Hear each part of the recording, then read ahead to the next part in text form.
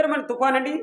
మొంతా తుఫాను చాలా విపరీతమైన స్పీడ్‌గా గాలులు వీస్తూ చెట్లు అనేక రకాలుగా హ్మ్, మనకి మ ము ముంపు తెచ్చే మార్గంగా ఉన్నదండి. గవర్నమెంట్ వారు కూడా, ప్రభుత్వం వారు కూడా అనేక చర్యలు తీసుకుంటున్నారు.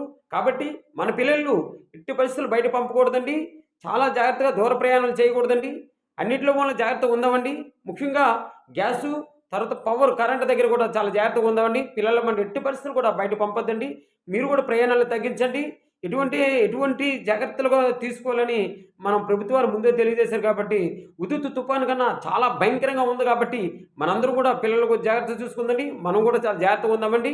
దయచేసి ఈ యొక్క ఈ యొక్క మొంతా తుఫాను చాలా భయంకరంగా గంటకి అనేక వందల కిలోమీటర్లు ప్రయాణం చేస్తుంది కాబట్టి, మన కోస్తా ఆంధ్రాలో కూడా ముంపుకు ఎక్కువ ఉంది కాబట్టి, మన 3 జిల్లాల్లో విజయనగరం, విశాఖపట్నం జిల్లాలో కూడా చాలా అలర్ట్‌గా ఉండమని రెడ్ అలర్ట్ గాని ప్రకటించారు. దయచేసి అందరూ కూడా మన పిల్లల్ని మనము జాగ్రత్తగా ఉందామని మీ దుర్గారావు తెలియజేస్తున్నానండి. Thank you. Thank you very much.